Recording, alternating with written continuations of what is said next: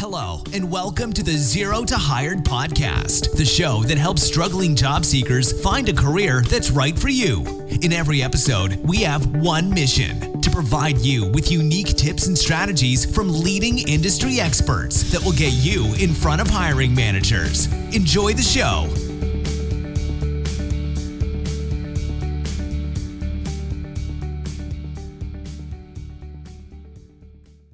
Hey everybody, welcome back to another episode of the Zero to Hire podcast. Today I've got Nav K Chohan. I've been messing this up all day long.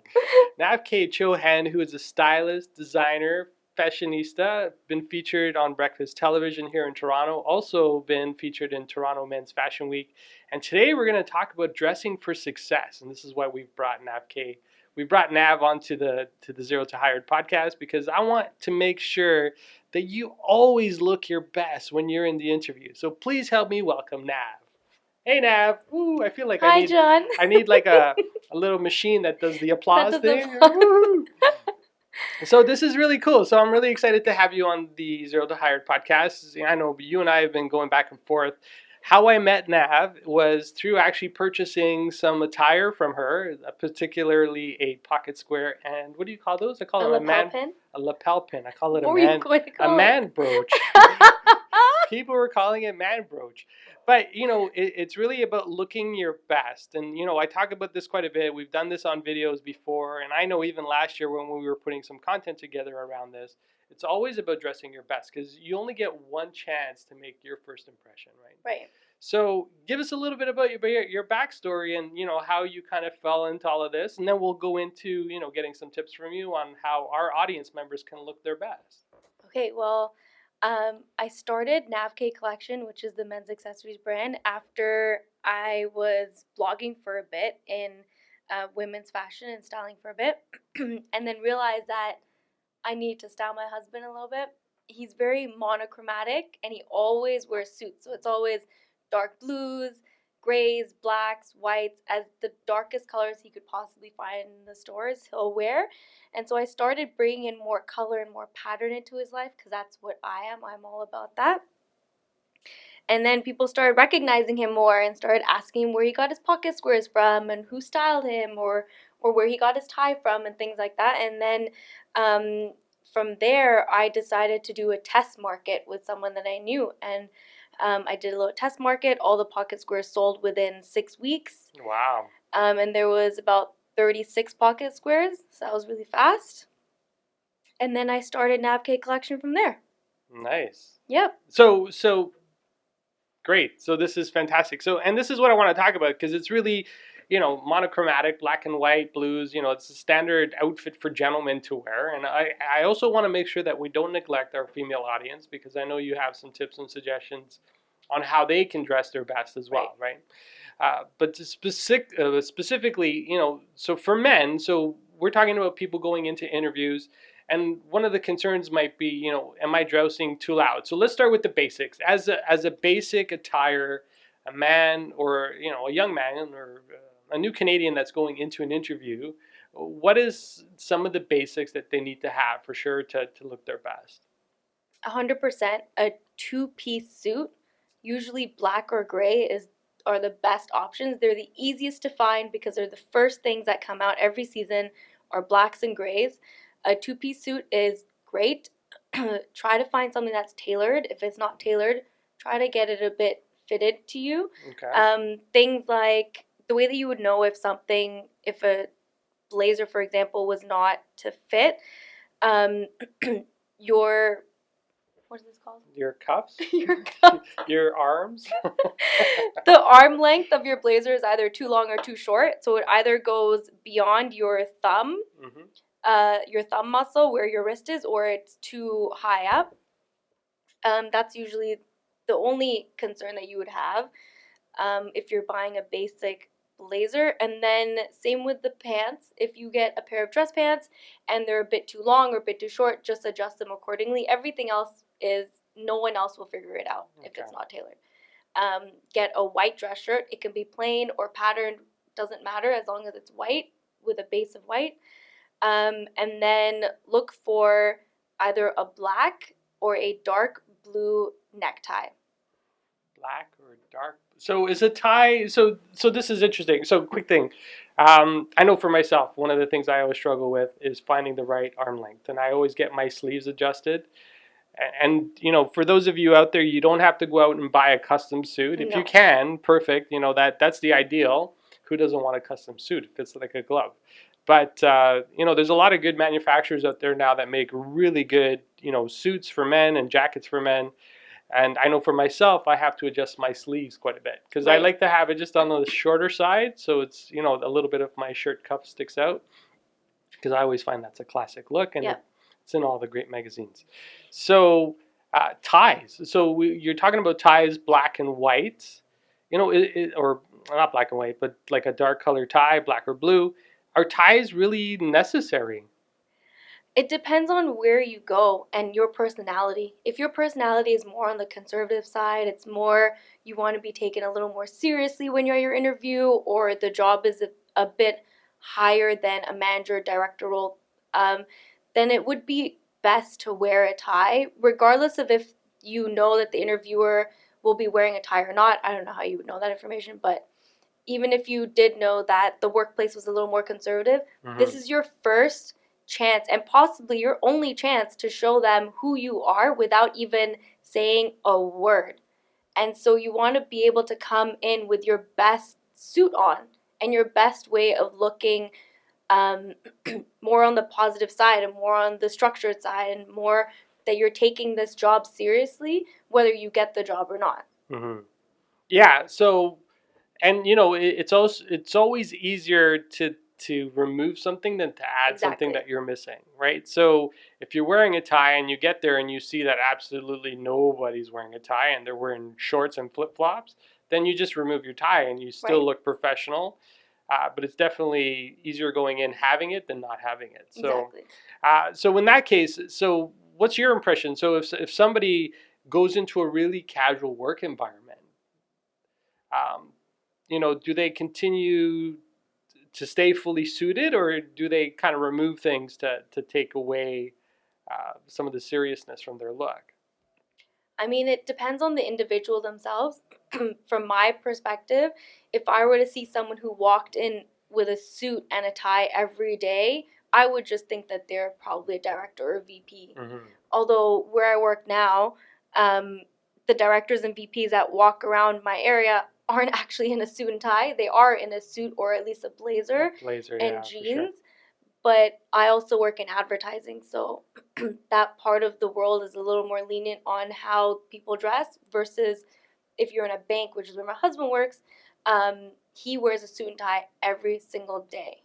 Yeah, so that's part of their uniform, right? Exactly. So, yeah, and I'm even noticing that a lot of high-level executives in big companies, so when they're with their teams, they're dressed down. They take the tie off, but they Yeah. keep the blazer. But at a minimum, and maybe you agree or disagree, but at a minimum, for anybody going out there, don't ever show up in just dress pants and a dress shirt. Yeah. Throw on a blazer. Yeah. Right? So a blazer can do 100%. a huge, can really upscale your look for minimal fee. And you can get 100%. this stuff like fairly inexpensive today. So outside of the blazer, the slacks, the shirt, and the blazer, did I say that twice? Yeah. I did. The tie. Yeah. So the pants, the shirt, and the blazer. Is there anything else that they can do to bring in a little bit more of their personality into the outfit? Well, I always think that the reason why handkerchiefs and pockets were created for a blazer is to showcase someone's personality, other than the fact that back in the day they would use a handkerchief to give it to someone so they could use it. Mm-hmm. But nowadays, the likelihood of you giving your silk handkerchief to someone else to use to blow their nose or something like that is very unlikely. So that's where you would get your pocket square, where you would add some flair to your personality and your look. So even if you didn't come in with a tie, or say you came in with a tie, you realize that that's not really what anyone wears in that workplace, you take it off, at least you have something in your pocket. You have a pocket square, it can be colorful. Even if it's not colorful and it's just plain white or plain black, the way that you put it into your pocket also shows the way your personality a little bit. Oh man, I'm in trouble. So if you were to fold it straight and just tuck it in and it's just a straight line across, Mm-hmm. that's a little more conservative. That's a little more specific in the way that their ideals might be very process driven, or their ideals might be very specific on how they maneuver around problems and things like that. Wow. So there's Versus- so are you? And this is what I'm hearing. So is there some actual psychology around I don't know. your pocket square? This is me making it up. No, but this is me I thinking. That's what I no. think when I see someone's pocket square. So this is and you're the expert in this, right? And these are your impressions. And I know they're the little details that a lot of people just forget or they don't pay attention to. But yeah, no, and now that I think of it, somebody who wears a square cut pocket square is, I'm going to say more square, right? So more, you talk about process. Sorry, so I didn't mean to interrupt. That's okay. But it's just the little things, right? Right. The little things that make the big difference. Right. And then someone who has, say they have the exact same white plain pocket square, but them rolling it up or making it a little bit of a poof and then putting it into their pocket showcases a little more creativity. Even though it's white and it's plain, they're still showcasing their personality a little more, where they're a little more fluid in processes. Maybe they'll be more inclined to listening more to what other people have to say. This is just off the cuff. Yeah, but I think you're definitely on. Well, because I'm the guy who takes it. I don't know, and some people might say it's laziness, but no, but I think there is an element that says, hey, I'm a little bit creative, I'm a little bit open to ideas and trying different things, because being rigid kind of ties you into that box, right? Right. So what about people who actually pattern out? You know how sometimes you have a double point, a triple point. Mm-hmm. So I'd love to hear your opinions on those. I find that a lot of people who do that kind of styling of their pocket square is in between. They're in between the kind of personalities where they are, they might be very process driven, but then they're also very creative. They might be very analytical, but then they're also very open to suggestions and ideas. For example, I'm thinking of my husband. Sometimes when he goes into certain meetings or he has certain meetings face to face, he puts his pocket square very straight. And he has meetings with higher ups on a regular basis. Mm-hmm. So he ends up having meetings with VPs or directors or their directors. And so he ends up wearing stuff like that. But then whenever he goes out to a party or he lets me style him, I'll fluff up his pocket square or I'll put more points into his pocket square so there's more definition around that area. And then that showcases a little more flirtiness, a little more like playfulness in his outfit. Okay, flirty, like professional flirty. Not professional flirty. He is married, right? Yeah, he's definitely married. So wow. So outside of a pocket square, so actually, if people wanted to get information on how to actually fold a pocket square, do you have any resources that you would recommend? A lot of the time, I tell my grooms to go to YouTube, your clients, yeah, YouTube, because it's just a better way to visualize because there's videos there, so you can see how they actually fold it. I do have some videos on my Instagram on Nav K Collection where there are some options for people. Okay. Yeah, so it's good. So I'll make sure I include a link to your Instagram site so people can go check that out. So outside of the pocket square and how to fold it effectively so you shine, right? And I think about this, 3 years ago, so I started wearing a pocket poof like 3 or 4 years ago because I call it pocket poof because I don't like to fold my stuff because I'm creative apparently. So this is really good. A lot of people didn't wear it because some people get really nervous, and there's one particular friend of mine, he doesn't want to wear a pocket square, pocket poof, anything to work because he feels really uncomfortable, like it's too much. But is it ever really too much? No, it's never really too much. I mean, if you think of it this way, if you're the person who's going to be wearing you're not going to be wearing a tie, you're not going to be wearing a lapel pin, your pocket square should have something in it. Your pocket is there for a reason. Like, it's legitimately there to have a pocket square in there so you can give it to someone to use. That was the whole concept behind it. So that's like a giving type of concept. Yeah, and so the idea is, like, subconsciously, the idea is that you would have it to share, or you would have it to, give to someone if they needed it, which has actually happened where I've needed it from my husband. He'll take out his pockets or he'll give it to me. As long as you're not blowing your nose and putting it back on your pocket, that would be bad. Oh yeah. But that's what the original intent was. Yeah. You're wiping away a tear, you're blowing your nose, whatever it is, you're cleaning some dirt off your face. So it definitely it's evolved quite a bit, right? Right. And it's a small thing. So outside of a pocket square, what else can you do to add a little bit pizzazz to your outfit? So if you're like your friend who's uncomfortable with the pocket square, it might be it's too much. Might think it's too much. You can actually just have a lapel pin and no tie, no pocket square. It will look a bit off because usually you don't just have a pocket. You don't just have a lapel pin. You have other things in that area. But if that's something that you're comfortable with, that's also showcasing a way that you are out of the box. You're someone who's not the traditional sense of wearing a tie and a pocket square, where you just want to have a lapel pin, show some flair, creativity there, but also pinning it so that it's visible, but maybe it's not too dramatic. So there's different lapel pins as well. There's magnetic ones, there's ones with buttons, there's one with pins. The ones that I make are with pins, so they actually they pin into your lapel. But you have a button at the top of a buttonhole at the top of your lapel. So if you want something that's a bit smaller, but you want to add some flair to your outfit, you can stick it up there. Okay. You can leave it in there, and then at least that way it's not too dramatic. So this is a question. I actually got two. We'll answer this one first. As you put in the pin, you know how it has the little thing at the end of the pin? Yeah. So you don't stop. Prick yourself, right? Right. Does that go on the outside or does that go on the inside? This is a technical question because I get confused all the time. So it actually goes on the outside. So you want to, when you have the Remembrance Day pins where you go poppies, the poppies, and you go in and then you go back out and you have to put it through the actual poppy itself so it stays. Same concept. Okay. So it sticks out. So it's like at the bottom. So you see it. It's visible. Yeah, that's why it looks so polished. Oh. Because it's supposed to actually look good. So you also have this on your Instagram site. Yeah. Okay, good. So because I don't know if you're having issues visualizing this, so just go check out the website or the Nav K Instagram site, and you'll see it. So my other question was around introverts, right? So introverts really aren't flashy people, right?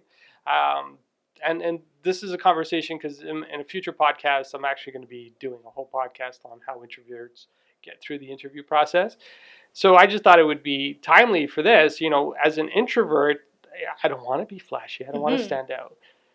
So how do I dress so I'm comfortable doing that, right? Like, how do I, as an introvert, still get my best self out without, maybe it's too much. Like, I don't know. So I'd love to get your opinion on, what do you think? Like, it's really funny because my husband is an introvert. Oh, everything goes back to him because he's the inspiration for this entire company in the first place. But he is an introvert, and usually what I suggest for people who are more on that side of the personality is that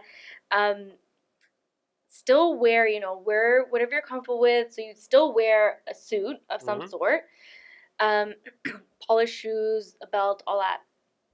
And then when it comes to your accessories, dumb it down a little bit, but not so much that it excludes your entire personality. Because you could be an introvert, but someone who's very creative, right? My husband just happens to be an introvert, but he's very analytical. Okay.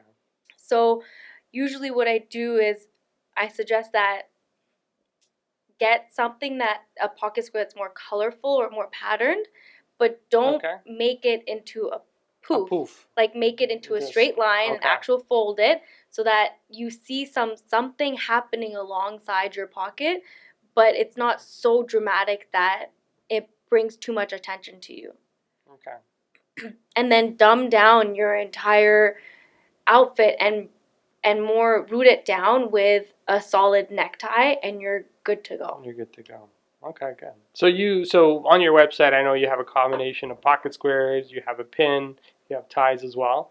I want to make sure that we don't neglect our female audience because they're about 50% of the people that listen to this. So what can they do to dress for success? Because I know it's a little bit different for men and women, and how you show up is actually really important. So, you know, as a woman, how do you bring out your best self, or what are some of your recommendations? What I usually do when I go to interviews is that I kind of think of the actual company itself. So Rogers, for example, I know is a more conservative company, but the department that I'm working in is in advertising. So, that's a little more creative and that's a little more fluid with the way that they dress. So I want to have a combination of both. So I end up wearing heels. I try not to do anything high heels. That's just personally, I don't, because I can't walk. Um, Actually, or I've seen some people on the street. They can't walk in high heels either. So. But that's just, I always feel so bad for them. I know. Like, do you want some flats? Yeah. I can help you. It's like it's painful almost. Anyways, go ahead. But yeah, so then and then if you're honestly not comfortable with heels in any way whatsoever, just find really nice flats. Mm-hmm. There's no problem with wearing flats at an interview, and there's no issue with it whatsoever. It doesn't make you look less professional. Wearing flip-flops makes you look less professional. Yeah. Just wearing flats of some kind is fine as well. So, question, and because I see this quite a lot, especially in the summer, right? So, open toes, right? Do not wear open toes. Okay. Do an interview. Okay, good. You are not going to a bar. Do not wear open toes to an interview. Okay, all right. No, this is good because people might not know this, right? It's great that your nails are done and everything looks fantastic, but yeah. But honestly, like, they're not even paying attention to your nails. If anything, they're paying attention to the way that you shake their hand. Really? Yeah. Okay. And that has nothing to do with the way you're dressed. That has nothing to do with it. Well, actually, it doesn't. I've dressed conservatively, met people at events and things like that, and I shake their hand, and legit, their response to me is, "That's a nice handshake." Really? It's like the weirdest thing that someone would compliment you on, okay. but it's actually something that you should do. But this would come from the inside, right? So the way you're dressed and the way you look is going to bring a different type of confidence to the forefront, right? So then back to the clothing for women. So you end up so you figure out your shoe situation, because that's a legit situation you need to figure out. And then you figure out whether or not you want to wear pants or a skirt. That is also based on your own comfort level. So if you wear a fitted skirt or a flared skirt or pants, whichever one, just don't wear jeans. Same concept goes for men. Just don't wear jeans. Regardless of where you're going, what interview you're going to, whether it be a part-time gig, full-time, corporate, whatever it is, do not wear jeans to an interview, regardless of who you are. And then, so for women, if you are wearing a blazer, which I tend to wear a blazer when I go to interviews, or if I'm speaking at an event of some sort, women don't have pockets in their blazers generally. Okay. And to be honest, it stems from the fact that the man would have the pocket square to give to the woman. Yeah. So this is a historical thing. This is right? a whole, I whole didn't even thing know this. from back in the day. And so for women to get around that, showing your personality, because women don't usually wear a lot of ties, that ends up being a bit too much conservative. But if that's your personality, then feel free to add it in, because nowadays, even though wearing a tie would seem to be conservative, if it sounds a bit weird, but if a woman wears a tie, it's not as conservative as if a man would wear a tie. Okay. Wow. It's just a weird. So that's different. It's just a weird, sounds really sexist kind of thing. It's just a subconscious. Am I allowed to say that? I just said it. Well, it's too late now. I don't really edit this thing. But yeah, so then so you can wear a tie. The only thing about women wearing the tie is that you need to find a proper shirt that has a proper collar. Collar, yeah. Because collars are different on women's shirts, right? Yes, they're usually non-existent, and then when they are, the button doesn't go all the way up to where the collar meets, and so then it's hard to wear a tie where half of your shirt is open, so then it defeats the whole purpose. So you have to find a proper shirt, and usually where I find those shirts is places like Zara. They sell more suits for women as well, so they have more of those types of shirts. And then when it comes to your accessories, so if you're not into wearing a tie at all, then opt for a lapel pin because your blazer will have a lapel on it. Yeah. That's how you know you have a good blazer, is when your lapel is properly aligned to the rest of your blazer. Okay. And there's so many other ways that you can figure that out. Figure out if your lapel is good, but generally you have a lapel on your blazer and add a lapel pin there, and that in itself is good enough for a woman going to an interview, because that's honestly one of the only ways that they can show their personality without the rest of their outfit coming into play. Yeah. So the lack of pockets brings to my mind, so how else do I carry my stuff? That would be through a purse, right? Right. So you wouldn't bring a clutch, right? Like, No. So what I usually do is I have a really it's a big Ralph Lauren bag. okay. It's probably, I don't know, like the she's using her dimensions of hands, it. But it's the size of my forearm. Okay. The length of it is the size of my forearm. It has a big handle on it, Mhm. so it looks like it actually fits my MacBook, my 13-inch MacBook. Okay. So something big like that, that's sturdy. It actually sits up on its own. Okay. It doesn't fall down, nothing like that. So if you can find a bag, not a clutch or a purse, but an actual bag that's sturdy like that, that will help you as well. So that's going to help you actually look better in the room. 100%. Okay. Because you don't want to be fumbling. Well, a clutch is not enough space, because where are you going to put your resume if you bring your... Because you always want to bring an extra resume. You should right? always bring your... That's a good point. So, yeah, you want to make sure that you have the space for that, right? I actually have a portfolio when we were building a portfolio in my postgrad, and I slip in my resumes and my cover letters, and I always have like 5 or 6 of them just in there, just in case. Because you never know. Exactly. Right? And so then I've been to interviews where the interviewer has printed out the resume, but then I'm like, oh, do you want a colored version? Because mine is red and gray, and they have it black and white. So I'm like, do you want a colored version? Do you want the cover letter in person? Whatever it is, so they can have something that you are giving to them. And it also shows preparedness, right? So it also shows that you're prepared for that. Because sometimes people don't print out. Because I know a lot of companies are now environmentally friendly. Right. So they're not printing stuff anymore. Right. Or they're looking at it digitally. But there is something special about having it physically in your hand, right?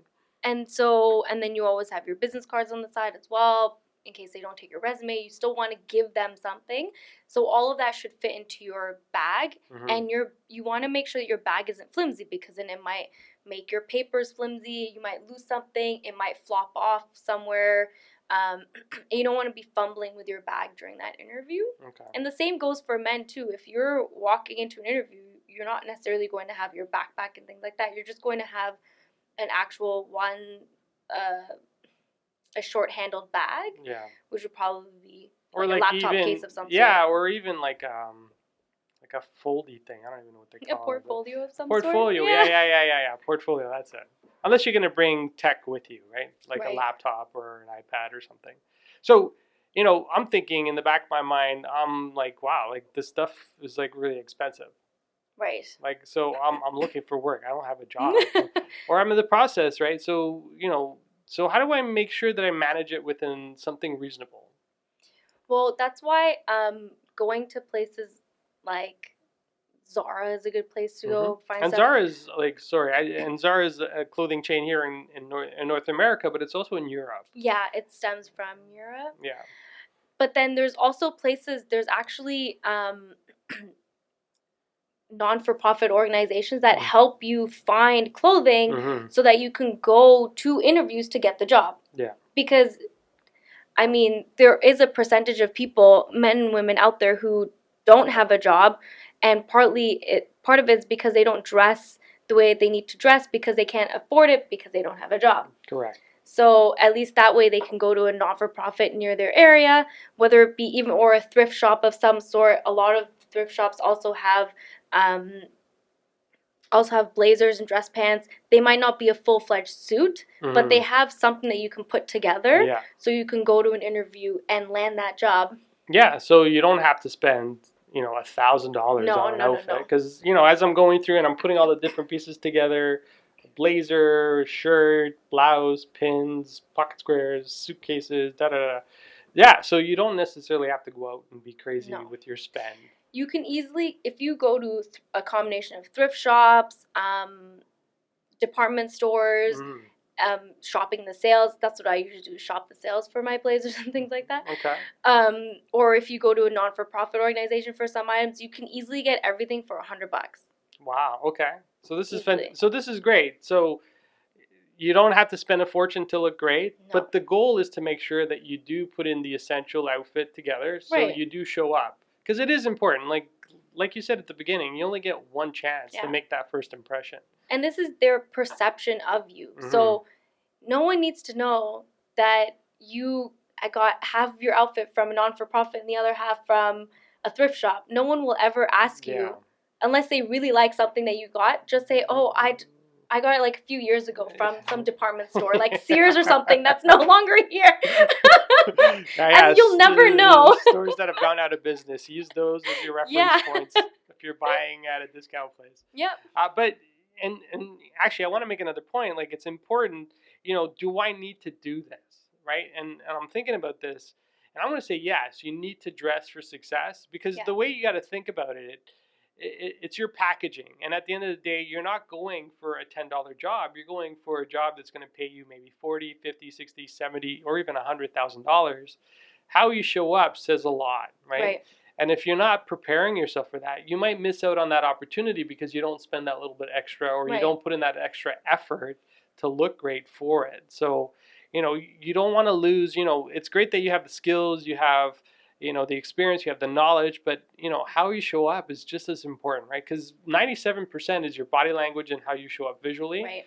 And you can't make that impression if you don't look right. Because people will turn off, right? Like, their heads will turn off when they see somebody come in a little bit like with a t-shirt and jeans and flip-flops. And yes, people do show up in jeans, flip-flops, and t-shirts. You don't want to be one of those people, right? What happens on the first day, it doesn't matter. Right. It's what happens in the room. It's a little bit harder to get rid of you on the first day. But, it should be consistent with who you are and the level of professionalism that you carry with you. And you want to show that you made the effort, right? Just like when you're at the job and say you do get the job, you want to show that you actually made the effort to not only show up on time and earlier. I want to say early, like 15 minutes early, just stay there sweating it out, just wait. Well, we got exercises that people can do before they actually show up. Perfect. Get there early. So make sure you get there early. Make sure that you have water with you. You made the effort to print out your resume, to actually put on clothes that fit you properly, and to just show up. And to just show up means nothing if you don't show up right. Yeah. No, absolutely. So thank you. You've made some great points, Nav. Like, definitely. I know stuff that I subscribe to, and the reason we met is because I bought a pocket square off your website, and this is how we started talking. So if our audience members wanted to learn a little bit more about you and where they can access, maybe even get some of these really cool, funky pocket squares like I got, and a lapel pin or a man brooch, where can they go? Where can they get this info? You can go to www.navkcollection.com. Okay. And everything is there on the site. There's blog posts on there. There's videos on there. There's media coverage as well. All of the bow ties, neckties, pocket squares, lapel pins are up on the site. There's also a way to contact me directly, or you can email me at hello@navkc.com. Ask me all of your questions. I actually answer all of my emails, so I will get back to you. That's very impressive. And so all of the other information is there as well. And honestly, if there's anyone that is looking for items like suspenders and cummerbunds, items like that, those are coming in as we grow and get bigger. So be sure to check it out because there's new stuff coming. And I know you secretly told me you guys are also working on a woman's line. Yes. Yep. So that's really cool. I'm excited. Not that these are for me, but yeah, I know this is really exciting for you. So I'll make sure that I include the links in the show notes so you guys can easily click out from the podcast out to that so you can see it. So Nav, I just wanted to say thank you for your time today. Thank you for sitting down and sharing your insights on dressing for success with the Zero to Hired audience. I know personally, I'm always about just slowly improving and just getting that little bit better. And yeah, with the information you've provided us today, you've definitely given us that. So thank you for your time. Thank you for sitting with John. us. This is fun. Cool. And for everybody out there, thank you for tuning in again to the Zero to Hired podcast. Make sure you follow the links, click, and you'll get some information on how to get, really dress up for success. And make sure you take a look at Nav's Instagram site so you can actually get a lot of the visuals. So you can actually see how it's all put together, because that's super important. Thanks again for tuning in, and we will catch you next time. Thank you for listening to the Zero to Hired podcast. Make sure you check out our website, www.zerotohired.com, and download your free resume template that's proven to get results, complete with examples and guidelines. Make sure you tune in as we interview leading industry experts who provide tips and strategies to help you get the career that's right for you.